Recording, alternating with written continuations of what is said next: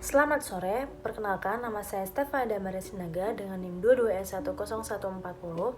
Di sini saya akan menjawab beberapa pertanyaan dari video yang Pak Greg berikan dengan judul Studi Kasus Humaniora, Analisa Terhadap Keserakahan, dan jurnal yang berjudul GRID, Crisis, Causes, and Solution. Yang pertama kita akan membahas tentang GRID atau keserakahan. Berdasarkan jurnal, keserakahan dapat didefinisikan sebagai keinginan egois untuk memiliki kekayaan, substansi, objek, orang, kekuasaan, status, penghargaan, atau perhatian jauh melebihi apa yang dibutuhkan untuk kenyamanan dasar manusia. Keserakahan adalah hasil langsung dari ketidakpuasan dan kekosongan. Untuk mengisi kekosongan dan ketidakpuasan, individu yang serakah kemudian bertindak dengan cara untuk memperoleh lebih banyak sumber daya, kekaguman, dan kekuasaan yang seringkali mengorbankan kebahagiaan orang lain. Pada tingkat masyarakat, artikel ini berpendapat beberapa kemungkinan hasil dari keserakahan dan pemanjaan diri dapat mencakup obesitas, penimbunan, penyalahgunaan zat, hubungan yang gagal, kekerasan dalam rumah tangga, pencurian, pembunuhan, inses, pemerkosaan, dan kejahatan lainnya. Jika pada tingkat global, artikel ini berpendapat beberapa kemungkinan hasil dari keserakahan dan pemanjaan diri dapat mencakup perang, invasi, pembantaian, kemiskinan ekstrem, ketidakstabilan sosial, kelebihan populasi, perubahan iklim, dan krisis ekonomi.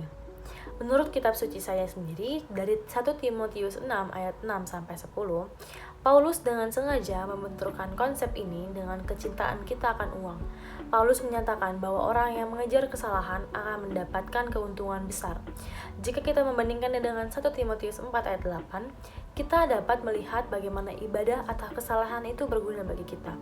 Singkatnya, orang yang hidup saleh akan mendapat keunggulan, baik di hidup kini maupun di hidup kemudian. Hal ini dibenturkannya dengan kecintaan kita akan uang. Kita mencintai dan bergantung pada mamon, sebab kita percaya bahwa kita akan mendapatkan keuntungan daripadanya. Padahal Paulus sendiri menunjukkan bahwa kecintaan akan uang hanya akan membawa kita itu ke dalam jerat dan ke dalam berbagai nafsu yang hampa dan mencelakakan, yang menenggelamkan manusia ke dalam keruntuhan dan kebinasaan, dan menyimpang dari iman dan menyiksa dirinya dengan berbagai duka. Lalu untuk pertanyaan yang kedua, ada krisis atau krisis. Berdasarkan jurnal, krisis keuangan global tahun 2008 adalah contoh klasik dari keserakahan manusia, pemanjaan diri dan keegoisan. Krisis itu sepenuhnya dapat dihindari dan disebabkan terutama karena kegagalan regulator keuangan, konflik yang tidak diungkapkan dari bunga, investasi beresiko, pinjaman dan peminjaman yang berlebihan, kegagalan lembaga pemeringkat kredit, dan miskin tata kelola perusahaan. Beberapa efek mengerikan dari krisis adalah penggusuran yang meluas, penyitaan, pengangguran berkepanjangan, runtuhnya pasar saham global, kegagalan bisnis utama, penurunan aktivitas ekonomi, resesi global, dan krisis utang negara Eropa. Ketimpangan ekonomi sebagian besar merupakan produk hasil pasar tenaga kerja globalisasi, perubahan teknologi, kebijakan reformasi, perpajakan yang lebih agresif, plutokrasi, nepotisme, dan neoliberalisme. Ya, secara langsung atau tidak langsung itu terkait menuju kapitalisme yang pasar bebas. Tata kelola global yang efektif ini melibatkan pengembangan badan internasional yang akan menangani masalah global dan resiko terkait lingkungan, ekonomi global, geopolitik, konflik nasional, dan masalah sosial politik lainnya. Dari beberapa pernyataan di atas, terbukti bahwa resiko global teratas yang kita hadapi saat ini dapat secara langsung atau tidak langsung dikaitkan dengan tanpa hambatan keserakahan dan pemanjaan diri manusia yang kronis. Keserakahan kronis yang tidak terbebani dari beberapa institusi elit telah menyebabkan malapetaka dan penderitaan yang meluas di tingkat global.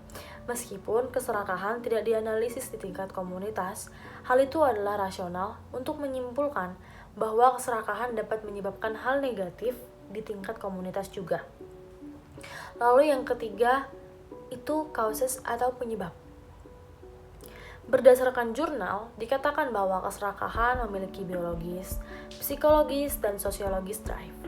Karakteristik keserakahan sangat erat kaitannya dengan gangguan biologis dan psikologis, seperti kecanduan zat, kecanduan perilaku, NPD, kepribadian antisosial disorder atau APBD, dan OCPD. Psikolog terkemuka seperti Freud and Maslow mengidentifikasi keserakahan sebagai gangguan mental dan berkorelasi kuat keserakahan dengan narsisme dan metodologi menggunakan psikoanalisis untuk memahami konsep keserakahan dan perilaku serakah dan menyimpulkan bahwa ada korelasi yang kuat antara gaya keterikatan negatif awal dan perilaku serakah.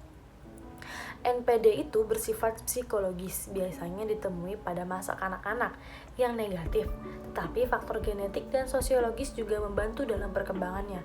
Lalu, OCPD juga dapat berasal dari ketakutan dan fobia yang diinduksi melalui pengalaman masa kanak-kanak dan rangsangan sosiologis.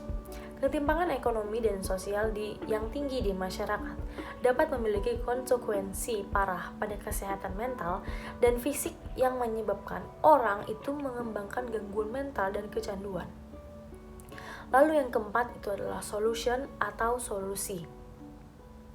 Menurut keyakinan saya sendiri, solusi untuk keserakahan ini adalah bersyukur, memfokuskan hidup kepada Tuhan, memiliki komitmen yang benar dalam menjalani hidup, menggunakan prinsip kesetaraan dalam hidup, mengingat bahwa ada kehidupan dan kematian, menghilangkan ketakutan dan kekhawatiran terhadap masa depan, memberikan kesempatan orang lain untuk naik dan berkembang, memperkerjakan orang lain jika kita sudah berkembang, dan yang terakhir adalah senantiasa berhati-hati memandang kemajuan dan perkembangan kita. Jangan sampai kita sendiri itu merugikan orang lain. Saya mengambil ayat Alkitab dari Efesus 5 ayat 5 yang berbunyi, "Karena ingatlah ini baik-baik, tidak ada orang sundal, orang cemar, atau orang serakah." Artinya penyembah berhala yang mendapat bagian di dalam kerajaan Kristus dan Allah. Hanya ini yang dapat saya sampaikan. Jika ada salah kata maupun kata-kata yang kurang dimengerti, saya mohon maaf.